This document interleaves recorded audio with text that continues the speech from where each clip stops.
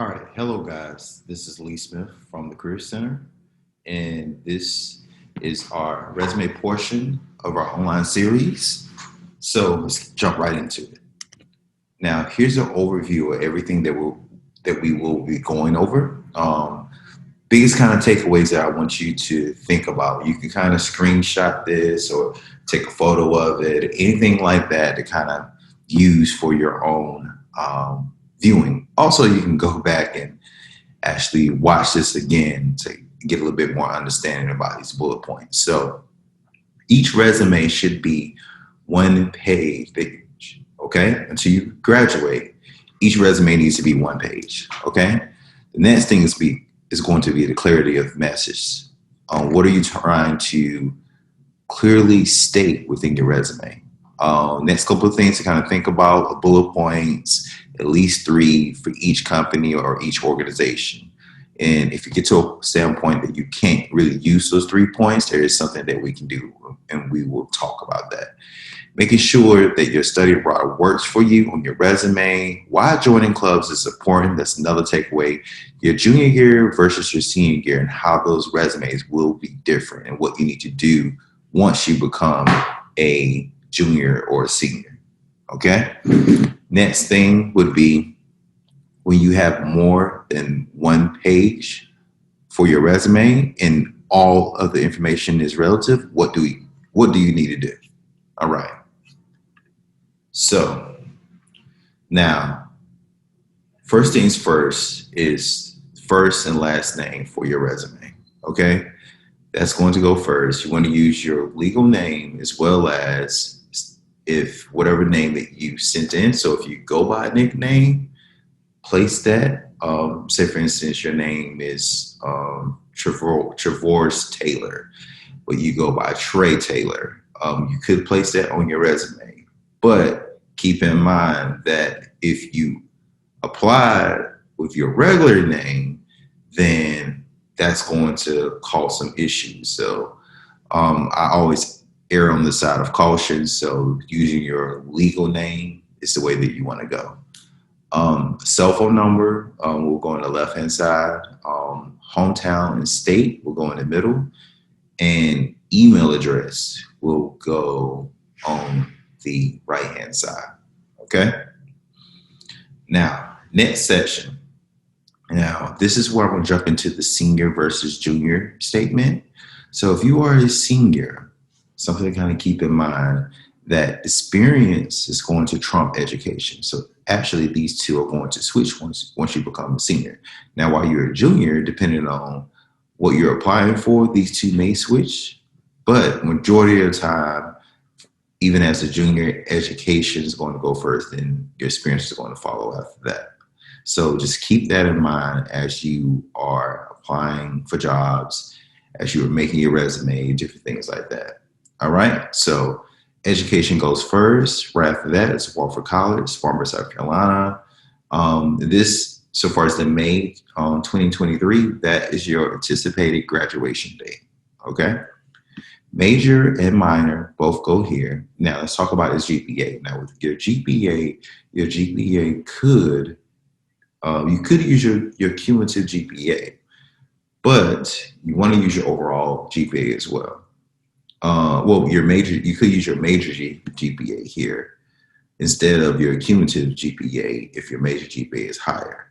But you will have to state, major GPA instead of cumulative, or just GPA itself, because people are going to assume that you're cumulative.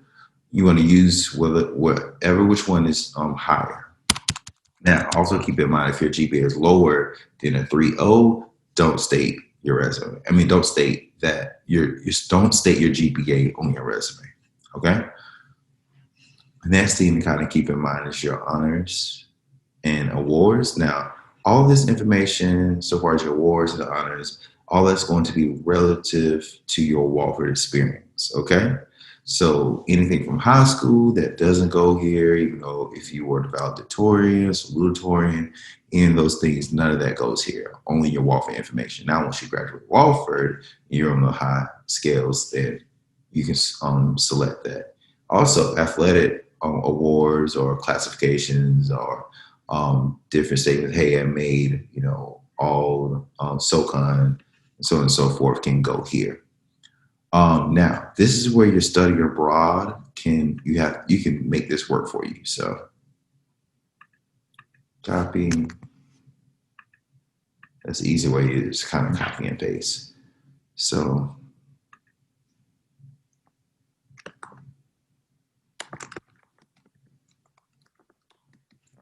all right, so study abroad. So if you went to Spain as an option for study abroad, this is where the session will go. Now, here where it says assistant coach, you would delete that and put nothing on that component.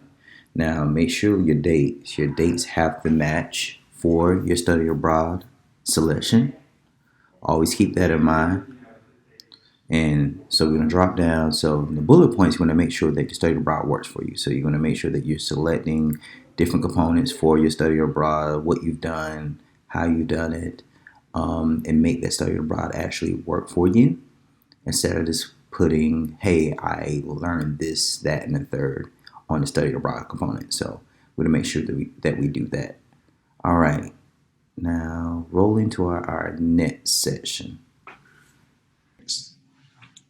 Now, with experience, you're going to state the job here, then town and state here, and right after that, the actual title, where you can see here. Then you want to always start with the most current job first, and kind of fall from there. Okay. And if you're still taking that job, then that needs to be selected and stated as well. So the bullet points, you want to follow from there. So 1 bullet point, 2 bullet point, 3 bullet point, and 4. And something that you've noticed is that a lot of the bullet points, you don't have any repeating bullet points. You want to make sure that once you've used a word, you take that word out of your out of your word bank, okay? And utilize something else. Now, if you need help making this section, especially understanding what you went through, how to make the experience work, different things like that, what you could do, just go to jobhero.com, type in your selection here. Say, for instance, this is for an accounting job. Go down, and what it's going to do is going to give you good bullet points that you can utilize for your resume. Okay. Now, I'm not saying just to copy and paste these. Definitely don't do that. But it gives you a starting point. If you wanted to kind of use their words and kind of make it your own, you can do that, especially if you did the experience. Making sure that you did the experience itself. All right.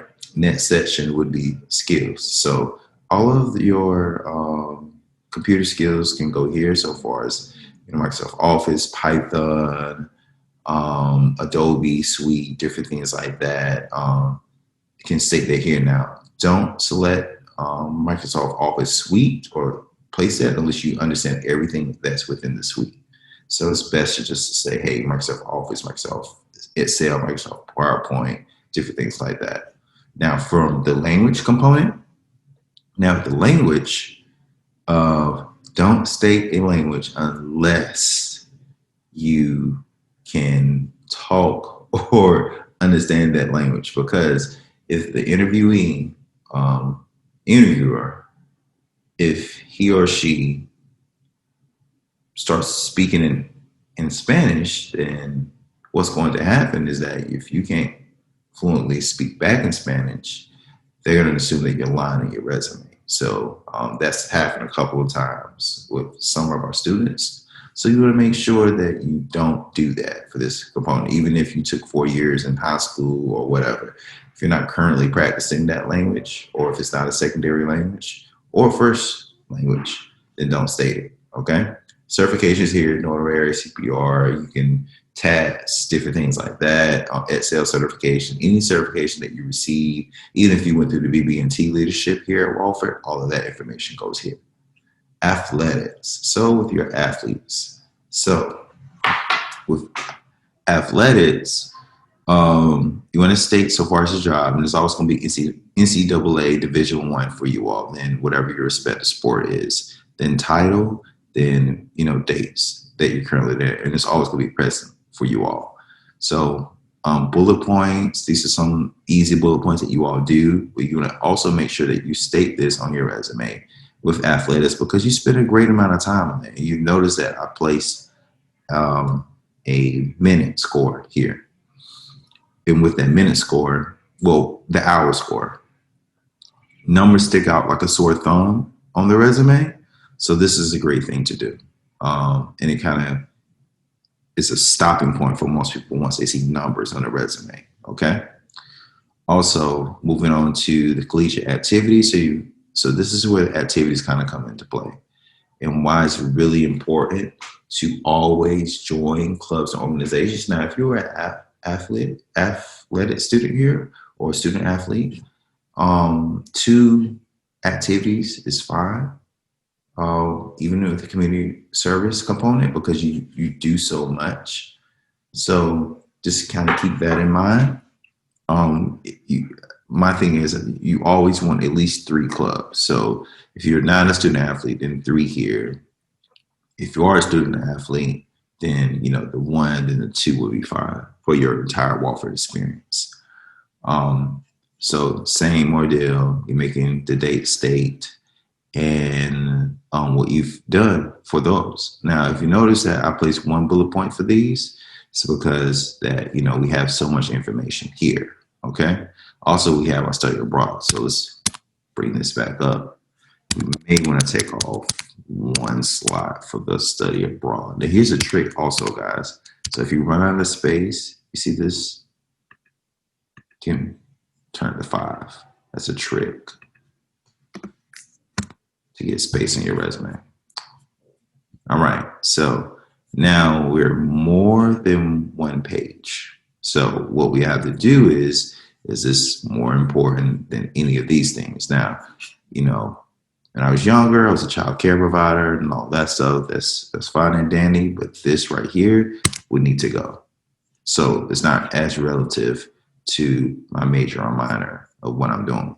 So the Habitat for Humanity falls back into the resume, and we're back at our 1 page. Now, let's say, for instance, you were one of those students that you had done a lot of different internships. You've been a part of a lot of clubs. You've led those clubs and organizations. You started some organizations.